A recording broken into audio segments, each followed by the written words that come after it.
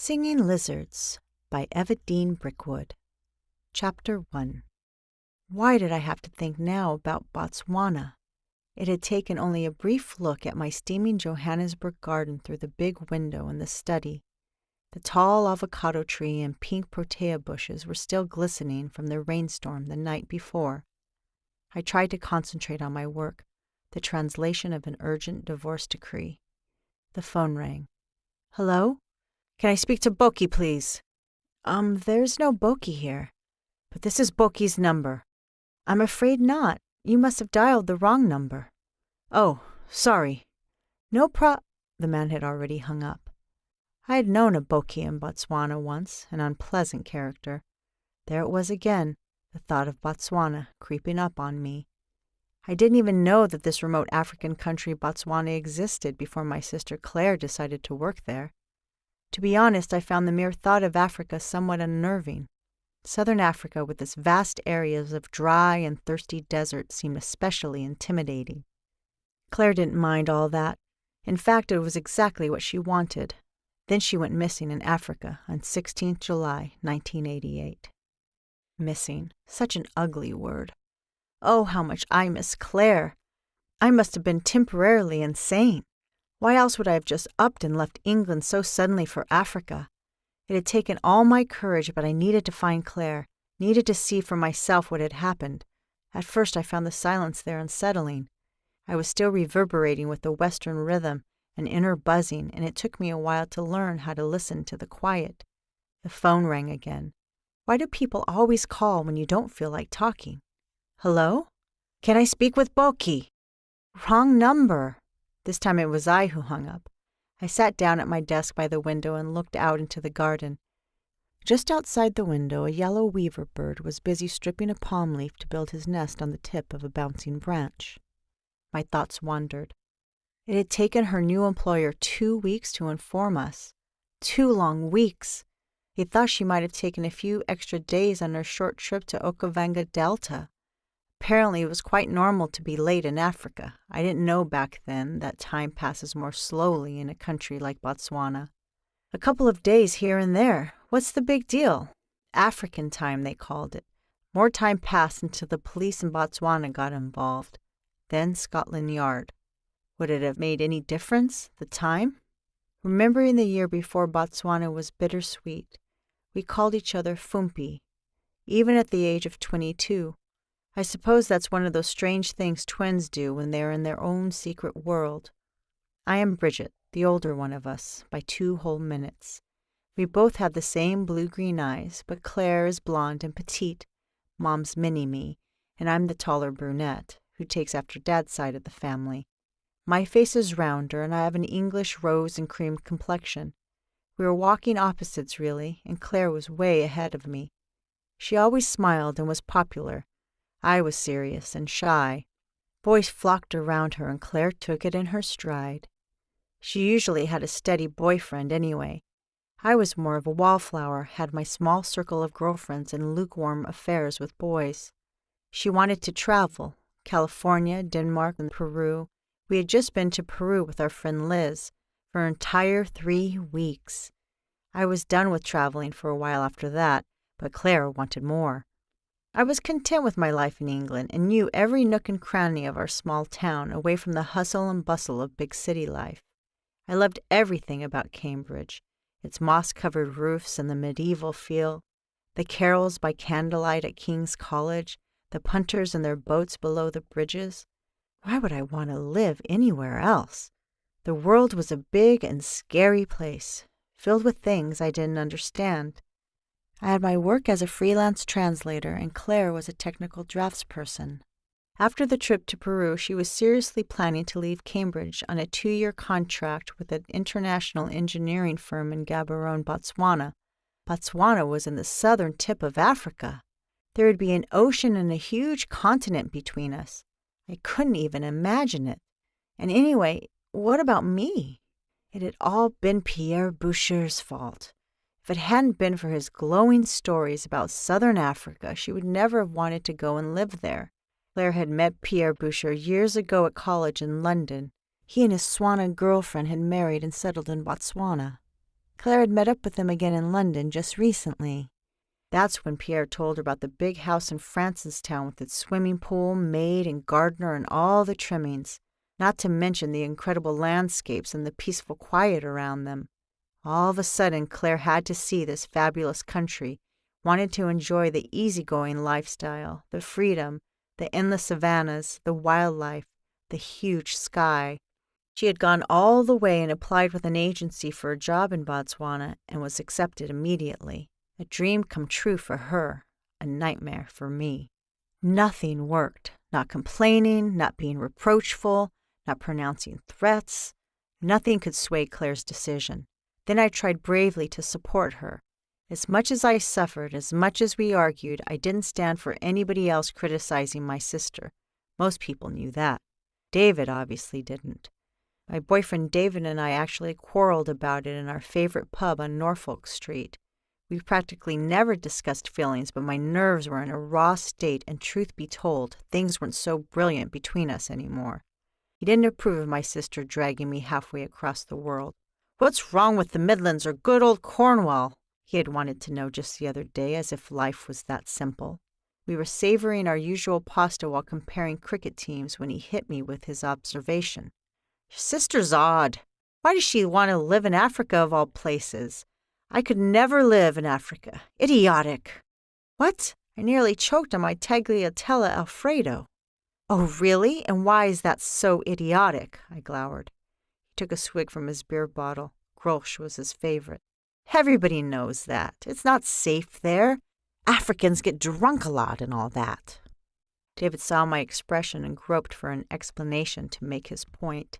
It didn't occur to him that he himself was on his second beer in half an hour.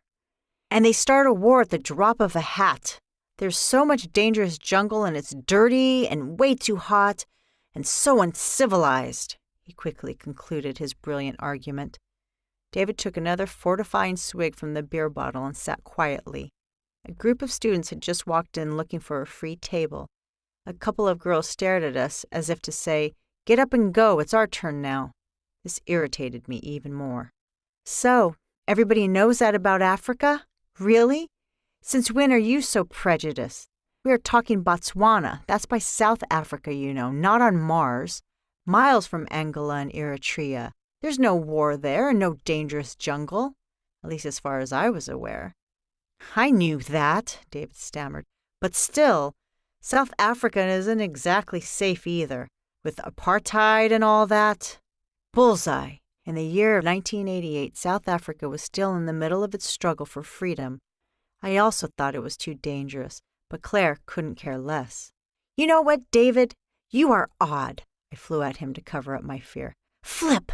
Claire's just following her dream, and she's lucky enough to have a boyfriend who wants to go with her. I wonder if you would do the same for me. Probably not.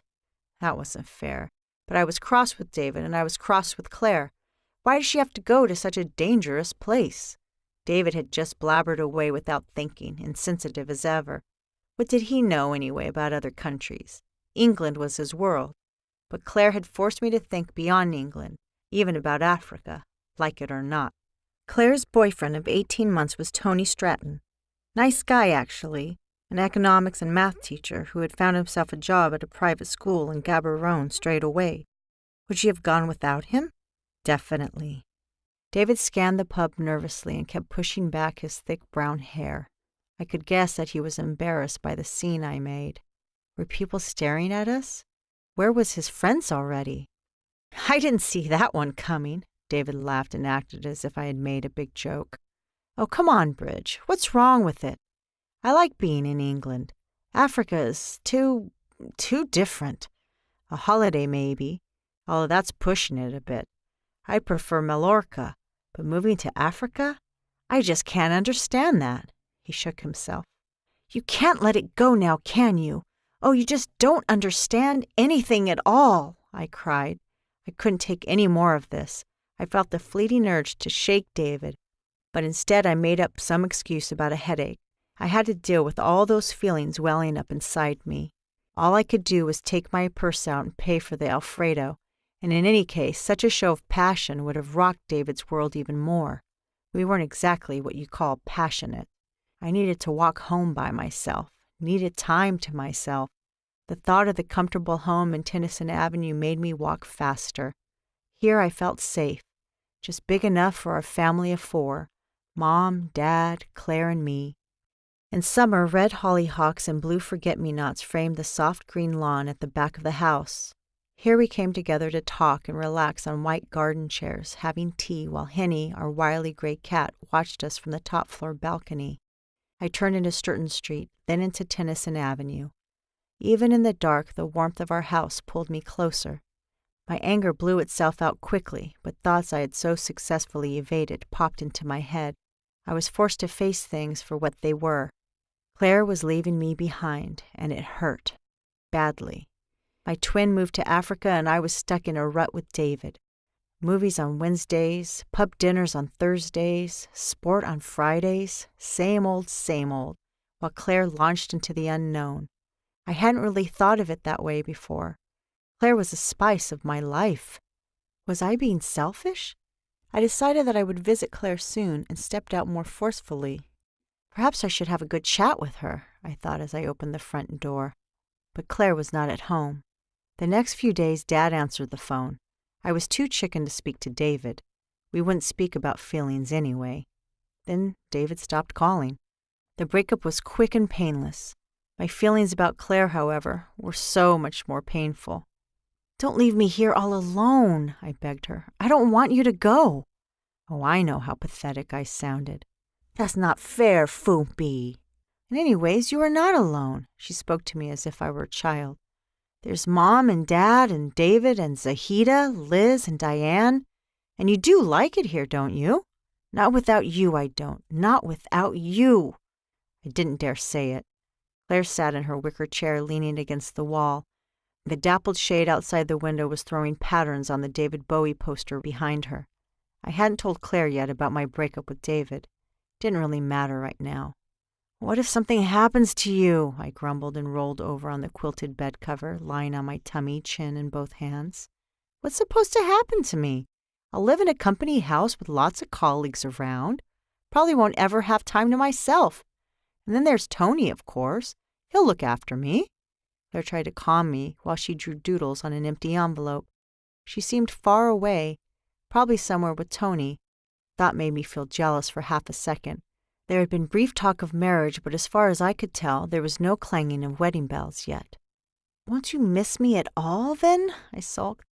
"Of course I will. You'll come and visit me in Gaborone as soon as you can, right?" Claire tried to sound excited for me. "Then we go and explore the Kalahari together." "Yes, sure, fine," I said casually, more to annoy her than anything else. "Oh, don't be so cross, Foompy." She made a funny face, and I had to laugh. But Claire had been wrong. A few weeks later, my world had turned on itself. Something did happen to her. Claire had disappeared. When the news broke, I was numb with sadness and worry. Nothing made sense anymore. It couldn't be true, just couldn't. I crept upstairs to Claire's room, threw myself on her bed, buried my face in the pillow, and screamed until I didn't have a voice left to scream. Then came the tears. I shouldn't have let her go, I kept thinking. I should have stopped her somehow. The needle-sharp thought poked out any kind of logic, as if it was possible to stop my stubborn sister from doing anything. But what was I supposed to do now? The news exploded in our town. Newspapers were full of articles about Claire and her mysterious disappearance. Was it murder or abduction? Opinions chased each other. What did you expect? Africa was a dangerous place. I felt nauseous every time I saw the headlines and stopped buying newspapers. A week later, sports news had replaced Claire's story. Her old red Mazda was found abandoned in a field somewhere close to Mochudi. The name Mochudi meant nothing to me then. The police interrogated the locals, but they hadn't seen or heard anything. Of course not. Fingerprints were inconclusive because children had played in the car. Even a British MI5 special unit doing some training in Botswana at the time had allegedly found nothing useful to speak of. We were to assume the worst. Claire had traveled alone, and why not? Tony had to mark exam papers and couldn't come with her at the time. How could he have known what would happen? But I blamed him in the beginning for a minute or so. She was planning to visit Pierre and Carabo in Francistown. Her last stop before Gaborone was the Tully Block, a remote national park. She had booked herself into a lodge to see the elephants and never arrived there. We waited for Tony to call, but Tony didn't call. Maybe he didn't have our number. I sent him a letter. I waited for his answer, and waited. I guess I began to think right there, right then, that I should take things into my own hands. I couldn't bear all this waiting. The International Missing Persons Bureau got involved. My father asked the authorities if he shouldn't help them by going to Botswana. The answer was a resounding no. Everything humanly possible was being done already. Family presence would only hamper the investigation. Unbelievable! I was furious. Why didn't they do their job properly then? You couldn't tell me that there was no trace of Claire to be found anywhere with all this investigating going on, and to tell us to assume the worst and sit around and wait? Then the nightmare started. Blurred images of Claire behind a misty veil, laughing, saying something I couldn't understand, then fading away back into the mist. I wanted to call out to her, grab her, and woke up with tears running down my face every time. But there was hope. She had to be alive. I could feel it. Just where was she? I didn't tell anyone about my dreams. The atmosphere at home had become unbearable, and the house in Tennyson Avenue had lost its warmth for me. Mom cried all the time, and Grandpa had come up from London to console her. Dad was withdrawn and mostly sitting in his study. I wasn't so sure that their ideal marriage would survive the pain of their loss. Dad was a handsome, brooding engineer from Germany. He had followed my mother to England after they had met in their 20s on a train in France. It must have been awfully romantic and was probably the most courageous thing he had ever done in his life. Mom lectured history of art, and Dad had retired just before the thing with Claire happened. Their life had been picture book perfect. Until now. I felt powerless. After a while, I had no more tears. I just felt helpless and angry at everybody. It seemed as if they had just given up, the lot of them. Didn't they know she was still alive? I saw Dad in the kitchen, and I tried to talk to him. "We have to do something," I began carefully. "Do something? Perhaps you should just go there, to Botswana? What am I supposed to do there? Mom needs me here, and the police are already doing their job," my dad flared up, only to apologize seconds later. "Sorry, darling, I didn't mean to be so gruff, but my nerves." I could have yelled at him. "The police are doing their job? Really? Fix it, Dad. Why don't you fix it?" But I couldn't say another word.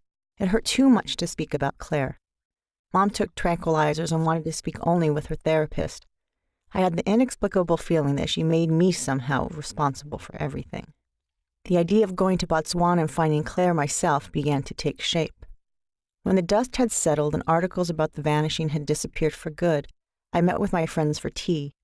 Our doe-eyed friend Zahida was at her sister's wedding in Manchester that day.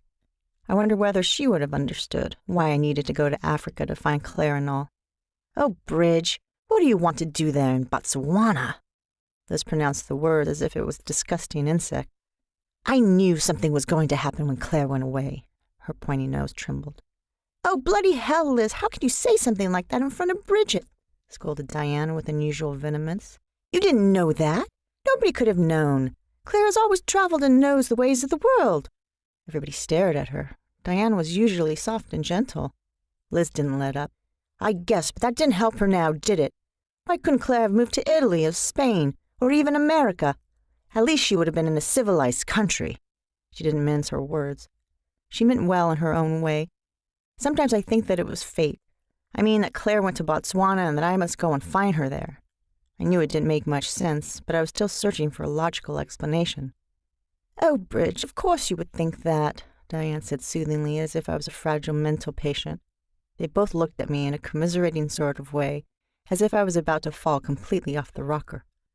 "Oh, stop staring at me like that. Claire needs me. She's still somewhere out there, and she is all right. I can feel it." "Sure you can, love." Liz quickly changed the subject. "What about David? Haven't seen you two together for a while." "Because we broke up, I think." "You think?" cried Liz. She had played matchmaker for us after all. I just shrugged my shoulders. "We had a fight beginning of May and haven't spoken since." "Really?" Liz couldn't believe her ears. "Yes, really." "Well, that didn't last very long. Was it the whole of 2 months?" Liz hinted at my usually rather brief relationships. 3 months. He doesn't even know that I'm going to Botswana, unless somebody told him." "You haven't told him?" "No, what for? Want to talk about it? About David, I mean?" Diane looked sad on my behalf. "Not really, but I guess I should give him a ring later, to clear things up. Why not?" "Good idea. More tea, anyone?" Diane asked softly.